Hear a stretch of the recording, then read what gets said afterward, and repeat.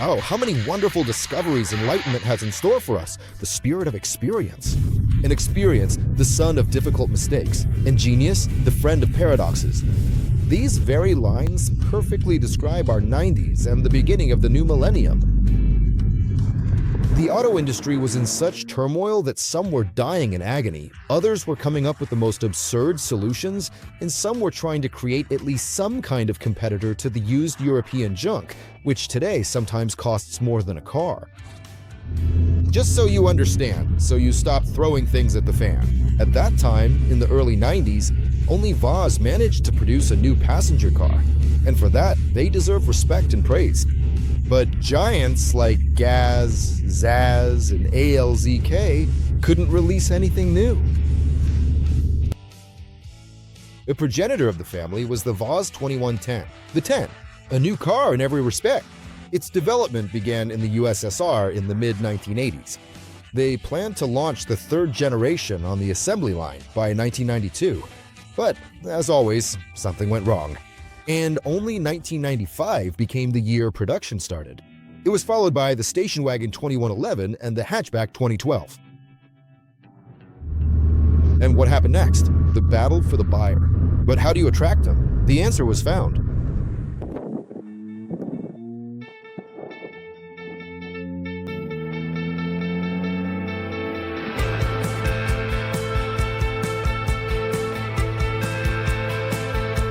The answer came from the young and daring, not from the automotive giant, but from a number of companies that chose the path of the warrior. Autocomplect, Spetsauto, Steering Systems, Togliatti Mechanical Plant. They were united into a holding company. They were the ones who decided to cut apart and then reassemble the standard VAZ-21123. Let me remind you, the Dvenishka was a hatchback, but what we have here is a coupe. I understand that simply removing two doors doesn't make a coupe. After all, what is a coupe? Two doors, one or two rows of seats. But the most significant feature is the distinctly separate trunk compartment that does not feature a lifting door in the rear wall. And here. But the 123rd is not just a cropped one. Dvenishka. During its development, the standard body had to be carried for approximately 130 changes, 57 of which concern body parts. But by and large, the body remained standard, only the sides changed. Let's start with the front part. Even though everyone looks at the doors still, the front end, it's different even though it looks similar. The hood, fenders, and bumpers are appropriate. The headlights are from the modernized, improved, or, God forgive me, luxury version of the 10. Well, let's call it a coupe. The trunk. I'm showing it more out of habit. The car is for young people, but what if you suddenly need to transport something? Well, the seats fold down. This trunk here is like a dad's car, with a volume of about 350 liters. There are smart people who can tell you the exact cubic measurement. You can load bulkier items into it than in the 11th model. Isn't that something? The opening is wide, 900 millimeters by 980. Gaps. That's a real magnet for armchair critips. Here, you can take a measurement with a standard measuring ruler. The 123 has its own, you could say, completely original grille.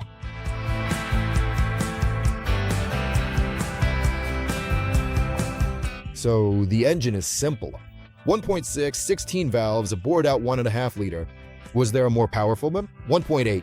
To be exact, 1,597 cubic centimeters. The engine produces 90 horsepower. The number of revolutions is 5,000. Torque is 130 newton meters at 3,700 RPM. A bit of historical background. Originally, these engines were developed for the VAZ-21108. The 1.3-liter carbureted versions were fine-tuned by Porsche specialists. How did they turn the 1.3 into a 1.6? They increased the stroke. And yes, it's livelier than the standard one, but less reliable. It's time to open the door, which is 200 millimeters wider. I'll say right away, since the pillar was moved, the rear window is original. The trim is original too, and the spoiler is original as well. There are a lot of original parts here. The door is now heavier. To prevent sagging, engineers reinforced the hinges. Other exterior changes. For example, the rear wheel arches became more pronounced. The opening is larger and the wheel is fully exposed. And only 15-inch rims were installed on the 123. Alloy wheels. It's winter now, sorry. And here's the main thing. The door opening is wider, which means it's easier to get in than in a regular TAS. But first, let's examine the back seat. The seat folding mechanism here is very similar to the one on the VAZ-21123. In the back, you will find that only 2 people can sit, and there is no other seating option available. You do know that it's even narrower here than in the Sputnik, with its own trim.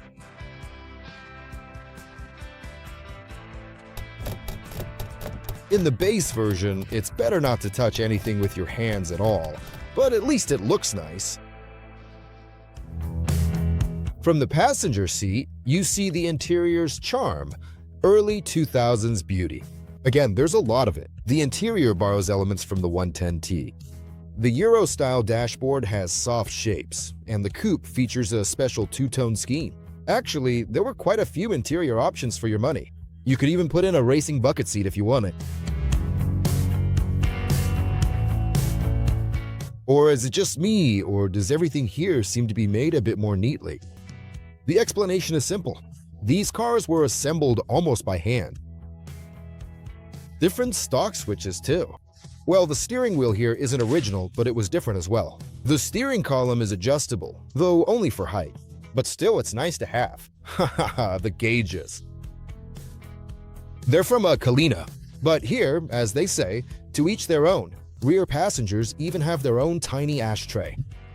I never understood why we need a coin holder. It's like we dreamed of having European-style roads. Throwing coins, what nonsense. Electronic power window controls, but for some reason there are empty blank switches here and the actual control buttons are over there. Well, that's just the designer's vision. Anyway, everything else is fine, my dear Marquise. Magnificent.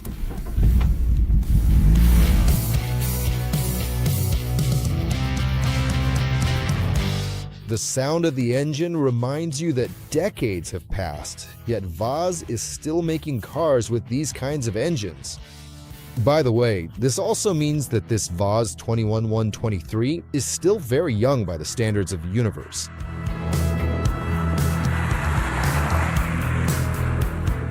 And then you realize that it's easier to handle the car. Naturally, it's also easier to turn the actual wheels. But I'm already driving, so I have to mention what's installed here. A power steering unit from Zanrad Fabricares.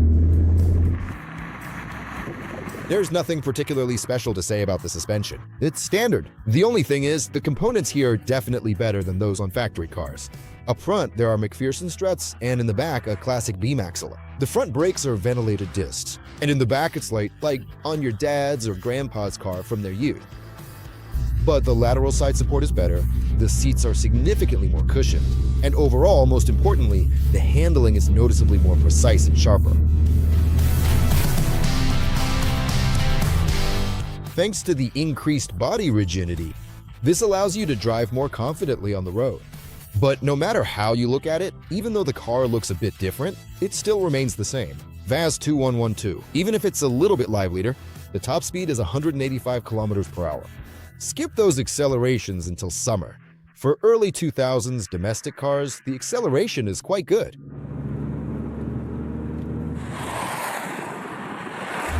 So 12.5 seconds. Yeah, okay, I know, foreign cars and all that. Fuel consumption is 9 to 10 in the city, 5 to 7 on the highway. It'll do. In general, in Russia, if someone doesn't like something, we always say, it'll do. But honestly, a lively 4 or a lively 8. An 8 with a different ism. Yeah, it looks different on the outside. But in terms of behavior and handling, well, here's the power steering. Yeah, the power steering's definitely nice. But otherwise, it is essentially all the same, remaining consistent just like every one of your other products. It is a matter of old bones and brand new skin. But this time it comes with a unique twist. First of all, the car itself, the entire body structure, was meticulously assembled at the OPP facility, involving complex welding, precise alignment, and so on. Then, on the main VAZ assembly line, it was painted and fitted with standard components. After that, the semi-finished product was sent to the company Automotive, where it was finalized. How many VAZ-21123s were made? The numbers vary, but one thing I can say for sure, essentially, these are handmade cars.